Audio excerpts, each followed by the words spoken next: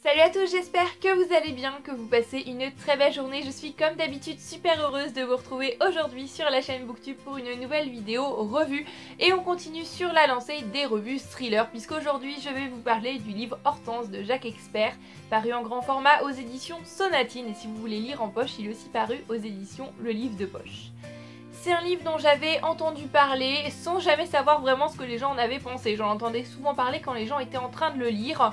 Et puis je me suis dit, pourquoi pas commencer les thrillers avec ce livre-là. Encore une fois, le synopsis m'intriguait pas mal, me tentait, donc je me suis plongée dedans sans trop en savoir. Et c'est une lecture de laquelle je ressors finalement un petit peu mitigée, mais ça je vais y revenir tout à l'heure, puisque je vais tout de suite vous lire le résumé. 1993. Sophie Delalande est folle d'amour pour sa fille Hortense. Presque 3 ans qu'elle l'élève seule. Celle-ci lui permet d'oublier les rapports difficiles qu'elle entretient avec le père de cette dernière, Sylvain. Un homme violent qui l'a abandonnée alors qu'elle était enceinte et à qui elle refuse le droit de visite. Un jour, pourtant, Sylvain fait irruption chez elle et lui enlève Hortense. « Regarde là, nous allons disparaître et tu ne la reverras plus. » 2015. Après des années de recherche vaines, Sophie ne s'est jamais remise de la disparition d'Hortense. Fonctionnaire au ministère de l'Éducation, elle mène une existence morne et très solitaire. Jusqu'au soir où une jeune femme blonde la bouscule dans la rue. Sophie en est sûre. C'est sa fille, c'est Hortense. Elle la suit, l'observe sans relâche, sans rien lui dire de leur lien de parenté. Elle sympathise avec la jeune femme, prénommée Emmanuelle, tente d'en savoir plus sur elle. La relation qui se noue alors va vite devenir l'objet de bien des mystères. Sophie ne serait-elle pas la proie d'un délire psychotique qui lui fait prendre cet inconnu pour sa fille?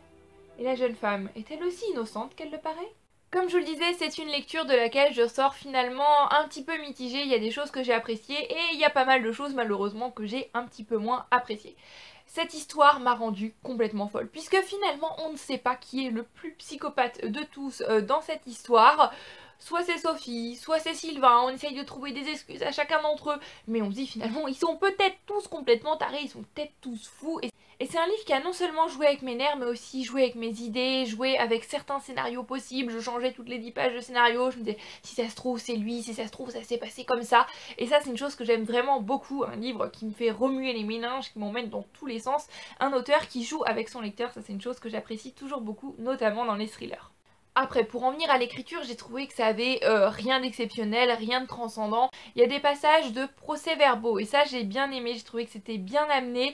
Ça m'a intriguée comme d'habitude, vous le savez, j'ai dit à plusieurs reprises qu'on a des photos, des procès-verbaux, des chapitres un petit peu en italique, on sait pas d'où ils sortent dans les livres. C'est toujours une chose que j'aime beaucoup, ça m'intrigue. Ça rajoute un petit piquant, quelque chose d'un petit peu plus réel si je puis dire, notamment au niveau des photos, des procès-verbaux, etc. Au début du livre, on est persuadé, c'est logique, c'est le procès-verbal de quand elle a porté plainte pour le kidnapping de sa petite fille par son ex-petit ami qui est le père de cette petite fille.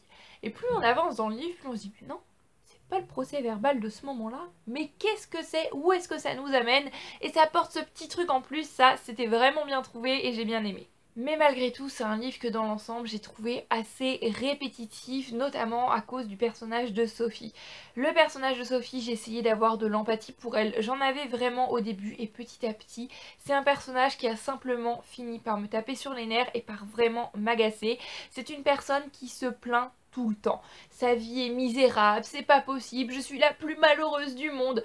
Je comprends que se faire kidnapper son enfant, j'en dis pas plus pour pas vous spoiler la fin de l'histoire, peut être une chose horrible. Et c'est sûrement une chose horrible, c'est une chose que je ne souhaite à personne, je ne suis pas mère, je ne peux pas imaginer ce que ça fait, mais voilà, c'est quelque chose de vraiment affreux.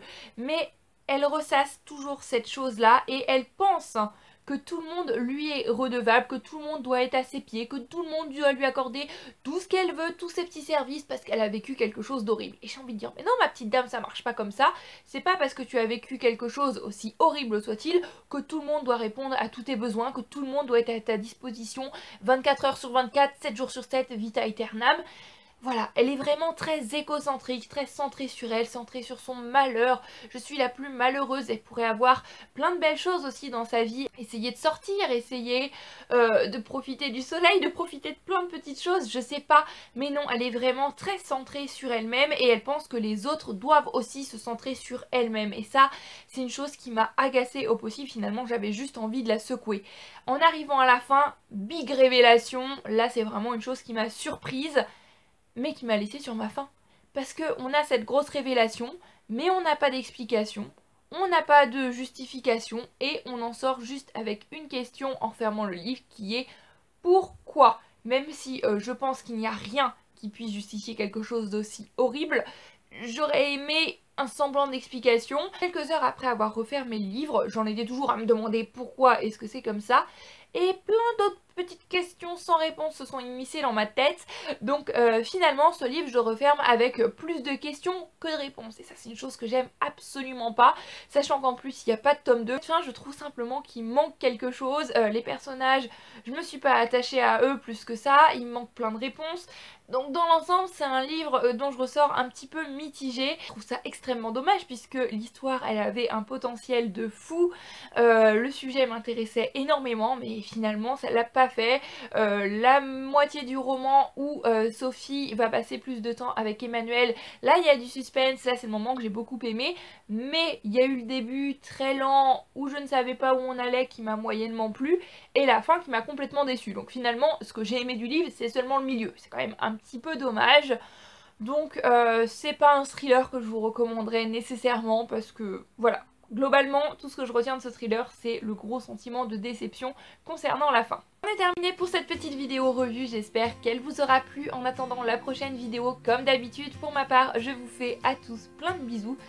Je vous souhaite une excellente journée, nuit, soirée, quel que soit le moment auquel vous regardez cette vidéo. Prenez grand soin de vous et passez de très belles lectures. A bientôt sur la chaîne Booktube pour une nouvelle vidéo. Bye bye!